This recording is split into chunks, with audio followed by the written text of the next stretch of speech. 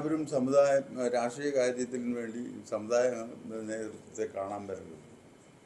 വന്ന് കണ്ടു കിടക്കരുതെന്ന് നിരങ്ങരുതെന്നൊക്കെയാണ് പിന്നെ ഇപ്പോൾ പറയുന്നത്. എന്തിനാ കാണാൻ വരുന്നത്? സമുദായ സംഘടന കാണാൻ വരുന്നത്. വി.ഡി. സതീശൻ എവിടാ പോയി? അടുത്ത ദിവസം പോയത് സെനറ്റിന് പോയില്ല. അതുപോലെ എവിടെയെല്ലാം പോകുന്നു. അതൊക്കെ അവരുടെ സ്വാതന്ത്ര്യം, അവർ പൊക്കോട്ടെ, അതിന് കുഴപ്പമില്ല. പക്ഷേ ഇത് പറയുകയും പ്രവൃത്തി വേറൊന്നും അത് ഞങ്ങൾക്കില്ല.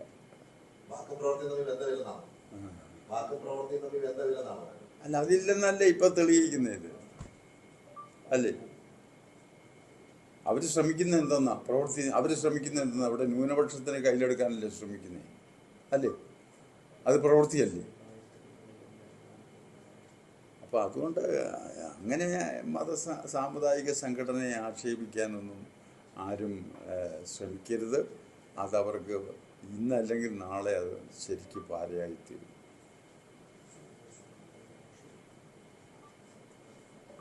അവരുടെ രാഷ്ട്രീയത്തോടൊന്നും എനിക്ക് അഭിപ്രായ വ്യത്യാസമൊന്നുമില്ല.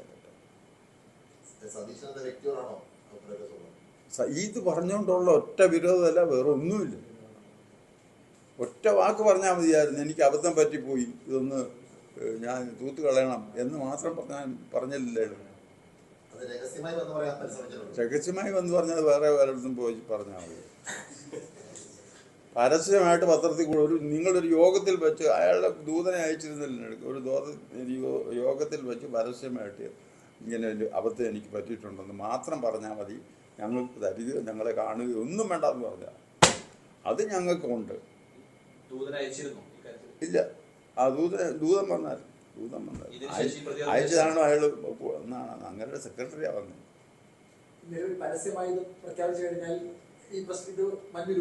എന്തോ അന്ന് തീരുമാനം ഇനിയും തിരുത്തില്ല എന്ന് വെച്ചാൽ അയാൾ ഒരുപാട് വരമ്പി ചാടിക്കഴിഞ്ഞു.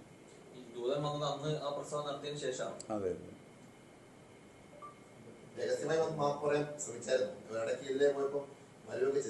പിന്നെ ഇല്ല, ശ്രമിച്ചില്ല. നിങ്ങളുടെ അഡീഷണൽ പ്രൈവറ്റ് സെക്രട്ടറി വരേണ്ട ഒരാൾ, അതിനെ പരിചയമുള്ള ആളാണ്. അയാൾ വന്നേച്ച് പറഞ്ഞ് എങ്ങനെയെങ്കിലും ഇത് ഒന്ന് തീർക്കാമെന്ന് ചോദിച്ചപ്പോൾ ഞാൻ പറഞ്ഞു എനിക്ക് ഒരു ഡിമാൻഡും ഇല്ല. കറക്റ്റ് ആ സമയത്താണ്.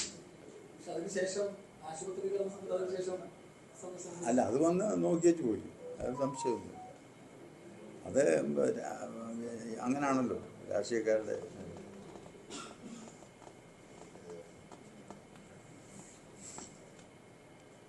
ഈ തെരഞ്ഞെടുപ്പിന് മുമ്പ് NSSനെ ഏതെങ്കിലും ഒരു രാഷ്ട്രീയ ഇതിന്റെ ഭാഗമായി കൊണ്ട് കെട്ടാനുള്ള ശ്രമമാണോ ശരിക്കും നടന്നത്? NSSനെ കെട്ടാനല്ല, NSSനെ കെട്ടാനാണോ എന്ന് അറിയാൻ ഇത് പിന്നീട്ടിലേ അറിയാനൊക്കത്തുള്ളൂ. പക്ഷേ NSS എടുത്തിട്ടുള്ള തീരുമാനത്തിൽ നിന്ന് രാഷ്ട്രീയക്കാരല്ലാത്ത ഒരു നായരും NSSന്റെ തീരുമാനത്തിന് വിരുദ്ധമായിട്ട് പോകത്തില്ല.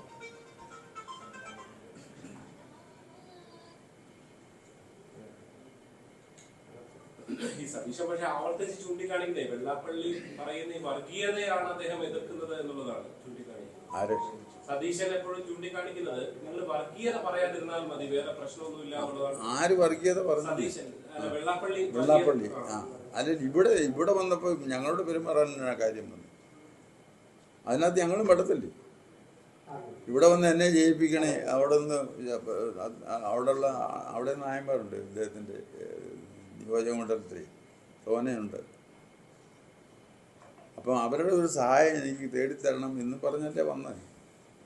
അപ്പോൾ ഞങ്ങളുടെ ഇതനുസരിച്ച് അവിടെ ഒരു താലൂക്ക് യൂണിയൻ പ്രസിഡന്റ്, ആ താലൂക്കിലെ ഒരു പ്രസിഡന്റ് കാണും, കമ്മിറ്റി എല്ലാം. ആ പ്രസിഡന്റിനെ വിളിച്ച് പറഞ്ഞാൽ ഇദ്ദേഹം ഇരിക്കുമ്പം തന്നെ ഞാൻ വിളിച്ചു പറഞ്ഞു. ഞങ്ങളപ്പോഴും സമദൂരത്തിലാണ്, എന്നിട്ടും ഞാൻ വിളിച്ചു പറഞ്ഞു വേണ്ട സഹായം ചെയ്തു കൊടുക്കുന്നു. അയാൾ സഹായിച്ചു. ഇല്ലില്ല, കൊടുത്തോട്ടെ ആര് വേണേൽ കൊടുത്തോട്ടെ. ഞങ്ങൾക്ക് ഇത്തവണ ആരുടെ കാര്യത്തിൽ ഞങ്ങൾ ഇടപെടാൻ പോകും.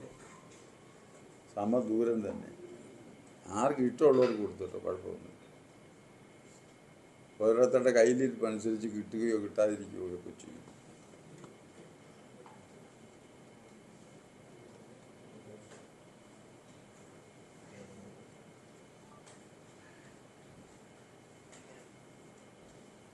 ഇനിയുണ്ട്. ആർക്ക് വേണേ വോട്ട് കൊടുക്കട്ടെ എന്ന് പറഞ്ഞാലേ സമുദായ നേതൃത്വത്തിന്റെ ഒരു നിലപാടൊക്കെ അംഗങ്ങൾ അത് പരിശോധിക്കില്ല. സമദൂരം എന്ന് പറഞ്ഞാലും ആർക്ക് എന്നുള്ളത് അംഗങ്ങളുടെ മനസ്സിൽ ഉണ്ടാക്കുക, അവരുടെ മനസ്സിലുണ്ടാകുന്നതിനനുസരിച്ച് ചെയ്തോളാം. ആർക്ക് വേണേ ചെയ്യാം. ഇതെല്ലാം ഞാൻ ചോദിച്ചിട്ട് ഈ നായർ സമുദായത്തിൽ ഞാൻ മറ്റുള്ളവരെ കളിയാക്കില്ല. നായർ സമുദായത്തിൽ കുറച്ചെങ്കിലും വിവരമുള്ള ആളുകൾ കാണുമല്ലോ അല്ലേ? അവർക്ക് എന്തെങ്കിലും കണ്ടാൽ അത് മനസ്സിലാക്കാനും എന്താ വേണമെന്ന് തീരുമാനിക്കാനും കഴിവ് ഭൂരിപക്ഷം ആളുകൾക്കുണ്ട്. അപ്പം അവർ ഓരോ രാഷ്ട്രീയ പാർട്ടിയും ചെയ്യുന്നതിൻ്റെ ഫലം അവരിൽ നിന്ന് കിട്ടും. ഈ ശബരിമല സ്വർണ്ണക്കൊള്ളയിലൊക്കെ ഈ സമുദായ അംഗങ്ങൾക്കിടയിൽ വലിയ വിശ്വാസികളാണല്ലോ നായർ സമുദായങ്ങൾ. അവർക്കിടയിൽ വലിയ വികാരങ്ങൾ ഉണ്ടായിരുന്നു. അതപ്പോ തെരഞ്ഞെടുപ്പിൽ ബാധിക്കില്ലേ? എങ്ങനെ? ശബരിമല സ്വർണ്ണക്കൊള്ള വിഷയത്തില് നായർ സമുദായാംഗങ്ങൾക്കിടയിൽ NSSനെ ഒന്നും ബാധിക്കുന്നില്ല. അല്ല, സർക്കാരിനെ, ഇപ്പോഴത്തെ ഇടത് സർക്കാരിനെ ബാധിക്കില്ലേ? ഇല്ല, അതെങ്ങനെ ഞാൻ ചോദിക്കുന്ന എപ്പോഴല്ല ഇന്നലെ കള്ളത്തരം കണ്ടുപിടിക്കുന്നത് നാട്ടുകാരാണ്. ഒരു സാധനം മോഷണം പോയി, അത് കണ്ടുപിടിക്കുന്നത് ആരാ? അതിനുള്ള സംവിധാനം ഇവിടെ ഗവൺമെൻറ് സംവിധാനങ്ങളുണ്ട്. അത് പോരെങ്കിൽ അതിൻ്റെ മുകളിൽ കോടതികളുണ്ട്. ഇത് രണ്ടും അന്വേഷിക്കുന്നില്ലേ? അവർക്ക് വിട്ടുകൊടുക്കുക. അതേസമയം ഞങ്ങൾ പറയുന്നുണ്ട് കുറ്റവാളികളെ ആരെയും വേണം ശിക്ഷിക്കണം, പിടിക്കണം എന്ന് ഞങ്ങൾ ഉറപ്പിച്ചു പറയുന്നുണ്ട്. അത് ആർക്ക് ദോഷം ചെയ്യുമെന്നുള്ളതൊന്നും ഞങ്ങൾ കണ്ടോണ്ടല്ല ഈ പറയുന്നത്.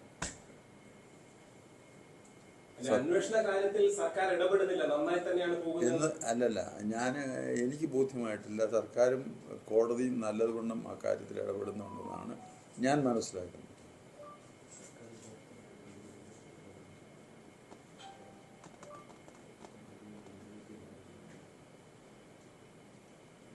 ഈ തെരഞ്ഞെടുപ്പ് വരികയാണ്.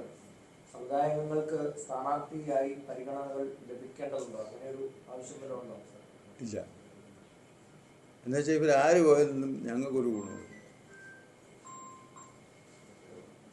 അവർ അവിടെ ഭരിക്കാൻ പോകുന്നതല്ലേ, അല്ലാതെ അവിടെ നിന്ന് എന്തെങ്കിലും എടുത്തുകൊണ്ട് ഇങ്ങോട്ട് വരാനല്ല പോകുന്നത്. അത് വേണ്ടതാണ്. സമുദായം നോക്കേണ്ട ആവശ്യമില്ല എന്നാണ്.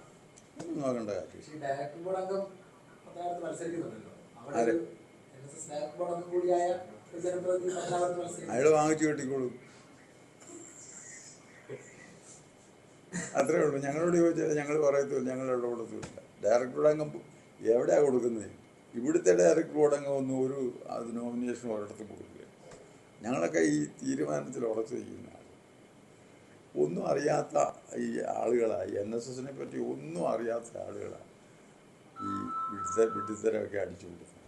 NSS അങ്ങനെയാണ്, സുകുമാരന്മാരുടെ ആരുമില്ല, പിന്നെ എല്ലാം അവരുടെ കൂടെ, നായന്മാരൊക്കെ ഈ പറയുന്ന ആളിൻ്റെ കൂടെ എന്നൊക്കെയുള്ള ഒരുപാട് സ്റ്റേറ്റ്മെൻറ്റ് വരുന്നുണ്ട്. വാസ്തവത്തിൽ അങ്ങനൊന്നുമല്ല.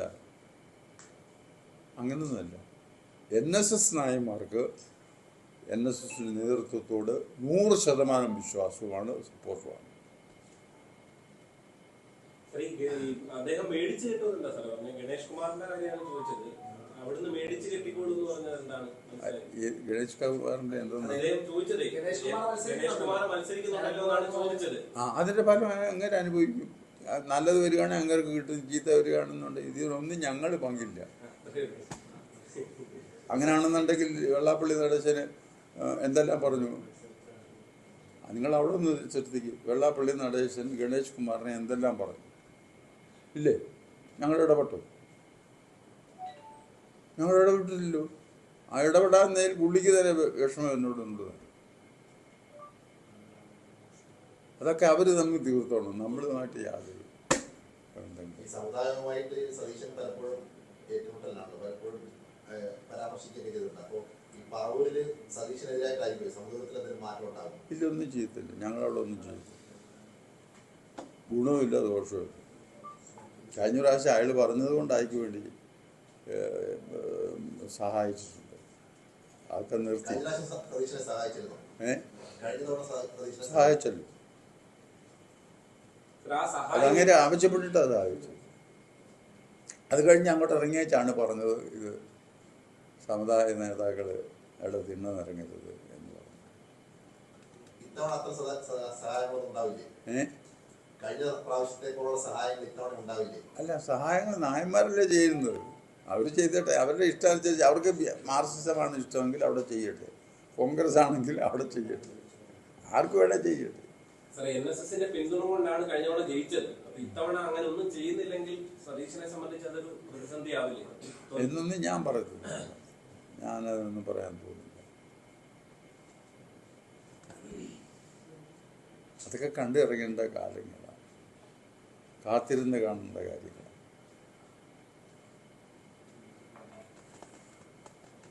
ഇപ്പോഴും ഇവിടെ വരാൻ താല്പര്യം പ്രകടിപ്പിക്കുന്നുണ്ടോ? കാണാൻ താല്പര്യം പ്രകടിപ്പിക്കുന്നുണ്ടോ? എന്തോ എനിക്കിപ്പോൾ അറിയുന്നില്ല. വരാൻ ആഗ്രഹിച്ചാൽ കാണും. വരാൻ ആഗ്രഹിച്ചാൽ കാണുമോ? ആര് വരാൻ ആഗ്രഹിച്ചാലും ഞാൻ കാണും, ഒരു സംശയവും. നമുക്ക് ആരും ശത്രുക്കളെ പാടില്ലല്ലോ. എൻ്റെ വീട്ടിലോട്ടല്ലല്ലോ വരുന്നത്, ഇവിടത്തോട്ടല്ലേ വരുന്നത്, ഇവിടെയോട്ടല്ലേ വരുന്നത്. പല സർവേ ഫലങ്ങളും വരുന്നുണ്ട്. ചിലതൊക്കെ UDF വീണ്ടും അധികാരത്തിലേക്ക് തിരിച്ചെത്തും എന്നൊക്കെ പ്രവചിക്കുന്നുണ്ട്. സാർ കഴിഞ്ഞ ദിവസം സംസാരിച്ചപ്പോൾ ഈ തദ്ദേശ തെരഞ്ഞെടുപ്പിന്റെ ഫീൽ ആയിരിക്കില്ല ഇനി ഉണ്ടാവുക എന്നൊക്കെ. അതൊന്നും ഗണിച്ച് പറയാൻ എനിക്ക് കഴിയില്ല. രാഷ്ട്രീയമായിട്ട് എനിക്ക് അത്രയും അത് പ്രസൻ്റായിട്ടുള്ള വിവരങ്ങളെല്ലാം നമ്മൾ ഇത് ചെയ്ത് പോകേണ്ടവരാണ്. രാഷ്ട്രീയക്കാർക്ക് അങ്ങനെ പറയാനൊക്കെ. അല്ലാതെ അതുമായിട്ടൊന്നും ബന്ധമില്ലാത്ത ഒരു സമുദായ പ്രവർത്തകൻ അല്ലെങ്കിൽ സമുദായ നേതാവിന് ഇവിടുത്തെ രാഷ്ട്രീയ നിലവാരം എന്താണെന്ന് ഒന്നും പറയാനോ. ഭരണമാറ്റം ഉണ്ടാകണമെന്നുള്ള തോന്നലൊന്നുമില്ല. ആര് വേണേ പരിശോധിച്ചു. ഞങ്ങൾ ആരും ഒന്നും സാധിക്കാൻ ഇവരുടെ ആരുടെത്തും തിണ്ണെ പോയി പഠിക്കാൻ പോയി യാചിക്കുന്നില്ല. നിയമപരമായി ഞങ്ങൾക്ക് അർഹതപ്പെട്ടത് കിട്ടണം. കിട്ടുന്നില്ല, ഞങ്ങൾ പിന്നെ കോടതിയെ അഭയം പ്രാപിക്കും. ഒരു രാഷ്ട്രീയ പാർട്ടിയും ഞങ്ങളെ അഭയം പ്രാപിക്കുകയില്ല. ഈ സർക്കാർ ഒരു സാമുദായിക സന്തുലനം പാലിച്ചാണ് മുന്നോട്ട് പോകുന്നതായിരുന്നു. ഇപ്പോഴത്തെ സർക്കാർ സാമുദായിക സന്തുലിതാവസ്ഥ അവർ സാമുദായികമായിട്ട് അവർ ആരെയും ഒന്നും ചെയ്യുന്നതായിട്ട് എനിക്കറിയില്ല. എല്ലാവരോടും ഒരു അങ്ങനെ മറ്റുള്ള ഈ വലതുപക്ഷത്തിൻ്റെ പോലെയോ അല്ലെ BJPയുടെ പോലെയോ ആളിനെ നോക്കിയൊന്നും അവരുടെ പ്രവർത്തകരെ നോക്കി. അവിടെ ജാതിയോ മതമോ ഒന്നും അവർക്ക് പ്രശ്നമല്ല.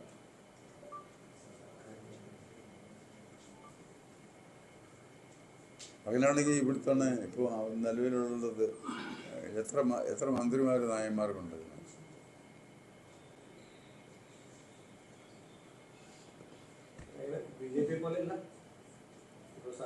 എത്ര നായന്മാർ അസംബ്ലിയിലുണ്ട്? അല്ല, അസംബ്ലിയിലല്ല, മന്ത്രിമാരായിട്ടുണ്ട് ഇപ്പോൾ ഇത്തവണ. ബാക്കി അവരുടെ രാഷ്ട്രീയത്തിലൂടെ ജയിച്ചു വന്നു. അതിനൊന്നും നമ്മൾ അവകാശപ്പെടാനൊന്നും പോകുന്നില്ല. വീണ്ടും UDF വന്നാൽ പലയിടത്തും ചില കൊച്ചി മേയറുടെ കാര്യത്തിൽ ചില സഭകൾ ആവശ്യമില്ലാതെ ഇടപെടുന്നു. അങ്ങനെ ഒരു സാമുദായിക സംഘടനകളുടെ അമിതമായ ഇടപെടൽ UDF ഉണ്ടാകാൻ സാധ്യതയുണ്ടെന്ന് കരുതുന്നുണ്ടോ? അതെന്ന് സാമുദായിക നേതാക്കൾക്ക് ഇടപെടാൻ അവകാശമില്ല. എവിടെ എഴുതി വെച്ചിരിക്കുന്നത്? അല്ല, അവർക്ക് അഭിപ്രായം പറയാൻ അവകാശമില്ല. ഈ സമുദായങ്ങളൊക്കെ വളർത്തിയെടുത്തതായി ഈ നമ്മുടെ ഈ നാടെന്ന് പറയുന്നത് ഇല്ലേ? ഇപ്പം നമ്മൾ കേരളം തന്നെ മൊത്തത്തിലെടുത്ത് ഇവിടുത്തെ ഈ പറയുന്ന കാണുന്ന മുഴുവൻ സ്ഥാപനങ്ങളും മറ്റുള്ളതും എല്ലാം ഗവൺമെൻറ് പണിയിച്ചാണ്. പ്രൈവറ്റ് ഏജൻസികളല്ലേ അത് ചെയ്തിട്ടുള്ളത്. പക്ഷെ നാടിൻ്റെ ഐശ്വര്യമല്ലേ അത്. അതിനകത്ത് ഒരുപാട് പങ്ക് അവർക്കുണ്ട്, ഇല്ലയെന്ന് പറയാൻ. പക്ഷെ ഏതെങ്കിലും ഒരു സമുദായത്തിനൊക്കെ വേണ്ടി മാത്രമായി മാറുന്നു എന്നൊക്കെയുള്ളതാണ് പലപ്പോഴും ഉയരുന്ന വിമർശനം. എനിക്കൊരു വിമർശനമില്ല.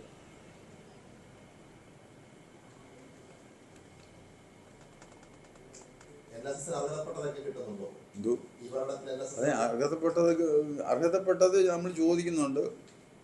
കുറച്ചൊക്കെ കിട്ടും. കുറച്ച് കിട്ടാത്തതിനെ സംബന്ധിച്ച് നിയമപരമായിട്ട് എന്താ അത് വാങ്ങിച്ചെടുക്കാനുള്ള മാർഗമെന്ന് ചോദിക്കും. അല്ലാതെ പാർട്ടികളുടെ പുറകെ പോകുന്ന പ്രശ്നമില്ല.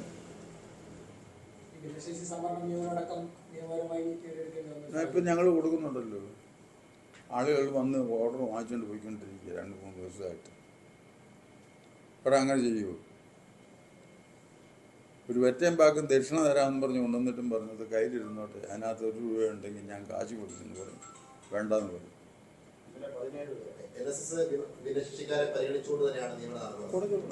അതല്ലോ, അത് അവരെ പരിഗണിച്ചുകൊണ്ട് ഗവൺമെൻറ്റിൻ്റെ അതിനെ സംബന്ധിച്ച് എടുത്തിട്ടുള്ള തീരുമാനം അംഗീകരിച്ചുകൊണ്ട് തന്നെ നിയമനം നടത്തുന്നുണ്ടാണ്. അതെ, അത് അത്രയും സീറ്റുകൾ മാറ്റി വെച്ചിരിക്കുക. അവർ ലിസ്റ്റ് അയക്കുന്ന അനുസരിച്ച് വേണം നമ്മൾ കൊടുക്കാൻ. അപേക്ഷ അവിടെ ആണല്ലോ കൊടുക്കേണ്ടത്. ഓരോ ജില്ലയിലും താലൂക്കിലോ മറ്റോ ഓരോ കമ്മിറ്റികളുണ്ട് ഇത് പ്രയറിറ്റി നിശ്ചയിക്കുന്നു. അവരുടെ ലെറ്റർ കൊണ്ടുവരും, ഓർഡർ എഴുതി കൈ കൊടുക്കും. ജാതി ഏതാന്ന് പോലും ഞങ്ങളായിരുന്നു നോക്കും. എല്ലാ മാനേജ്മെന്റുകളും ഭിന്നശേഷിക്കാരെ പരിഗണിക്കണമെന്നുള്ളതാണോ എൻഎസിന്റെ അഭിപ്രായം? തീർച്ചയായിട്ടും.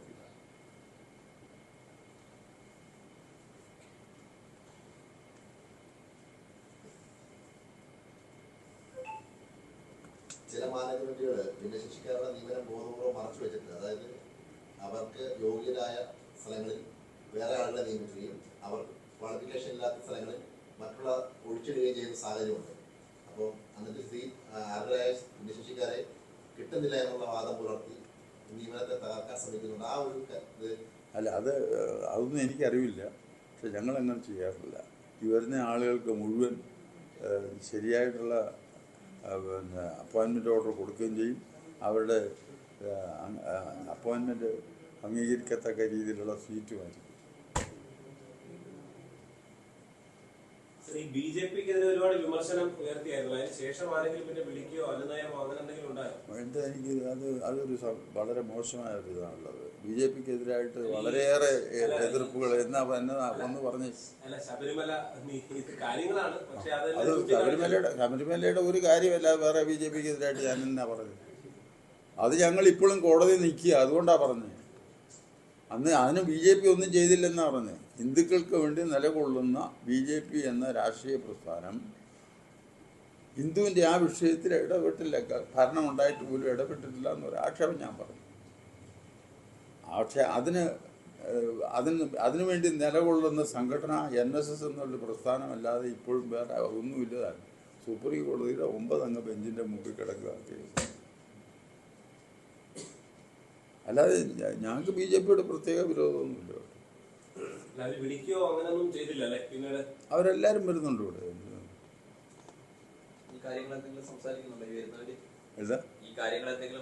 അല്ല, അവർ നിസ്സഹായരാ. അത് കേട്ടു പോകും. പറയാറുണ്ട്. നമ്മൾ നല്ല കാര്യമായി നമ്മൾ പറയാറുണ്ട്.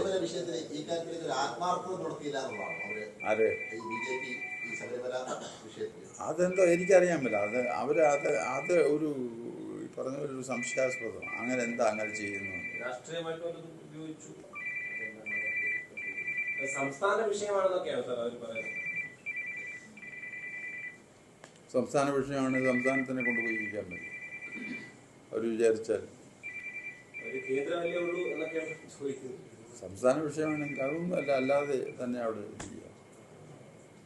അവർക്ക് നേരത്തെ തന്നെ കക്ഷി ചേരായിരുന്നു. അവരെ ഒരു അഫിഡവിറ്റ് ഫയൽ ചെയ്താൽ അതിനൊക്കെ മാറ്റം വരുത്താൻ കഴിയുമായിരുന്നു അവർക്ക്. അതെന്താണ് എന്ന് മനസ്സിലാകുന്നില്ല. ആ ഒരു ആരോപണം ഞാൻ പറഞ്ഞിട്ടുണ്ട്. വേറൊന്നും BJP-ക്കെതിരായിട്ടൊന്നും ഞാൻ പറഞ്ഞിട്ടില്ല. ഒരു പാർട്ടിക്കെതിരായിട്ടും പറഞ്ഞിട്ടില്ല. അതിൻ്റെ വല്ലതും ഉണ്ടോ? ചോദിച്ചോ.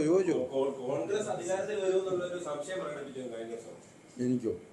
ആര് വന്നാൽ എനിക്ക് തന്നെ ആര് വന്നാലും ഒരു സംശയമില്ല. ഇല്ലെങ്കിൽ അവരെ ആരെയും ഭയമില്ല.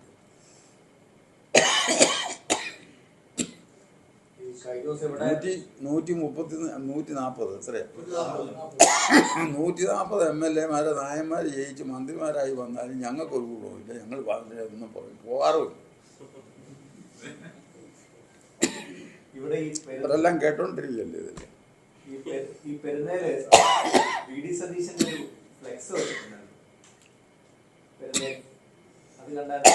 ഞങ്ങളത് ഒരു ഏരിയ നിശ്ചയിച്ചിട്ടുണ്ട്.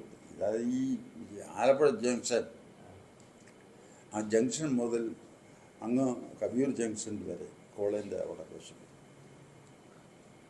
ഇത് കൂടുതൽ 2 ഭാഗവും NSSനുള്ള സ്ഥലങ്ങളാണ്. ഒരു ബോർഡ് പോലും വയ്ക്കാനൊക്കെ അതിലൊരു ശകലം ഒരു സ്ഥലം അവിടെ ആ ട്രാൻസ്ഫോർമറിൻ്റെ മുമ്പിലുണ്ട്. അവിടെ അവർ എടുത്തിട്ട് പോയെന്ന് പറയുന്നത് കേട്ടാറുണ്ട്. ഞാൻ അതൊന്നും പറയാൻ പോയില്ല.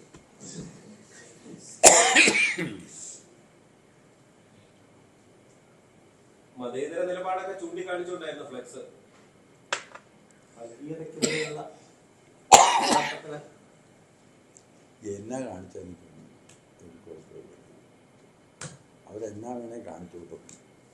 അവർ ജയിക്കുകയോ ജയിക്കാതിരിക്കുകയോ ഒക്കെ ചെയ്തു കൊടുക്കും. ഒരു വിരോധമില്ല. ഞങ്ങളെ ഉപദ്രവിക്കായിരുന്നു.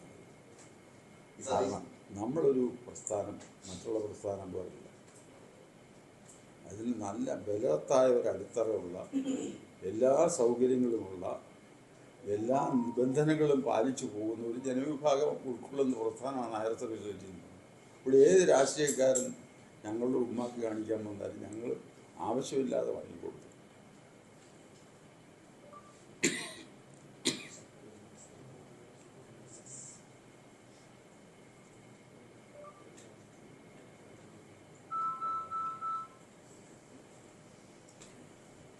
അത് ഇതിനകത്ത് എന്ന് വെച്ചാൽ ഞങ്ങളങ്ങനെ ആഗ്രഹിക്കുന്നില്ല. ബസ്സിൽ നിന്ന് അങ്ങനെയൊന്നും ആഗ്രഹിക്കുന്നില്ല. പൊതുവായ കാര്യങ്ങൾ ഞാനിപ്പോൾ 63 വർഷമായി NSSനകത്ത് ഇരിക്കുന്നു. 63 വർഷമായി. ഇതിനുള്ളതും എന്താ വേണ്ടിയിരിക്കുന്നത്? എനിക്ക് നേടാൻ മേലായിരുന്നു. എന്തെല്ലാം വേഷം കെട്ടാറും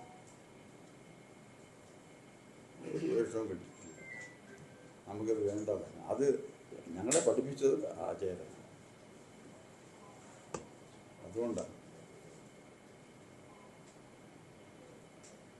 അല്ലാതെ എല്ലാ കലപ്പയിലും NSSനെ കെട്ടാവുന്ന വിചാരിച്ചാൽ പറ്റുക.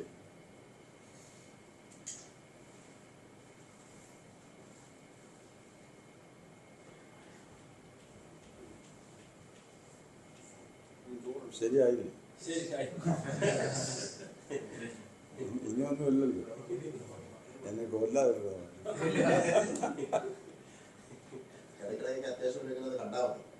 ഒരുപാട് കാലങ്ങൾക്ക് ശേഷമായി. ആ അത് ശരി.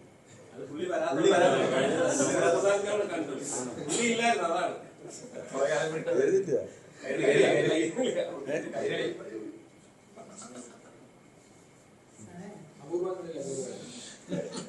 വല്ലപ്പോഴും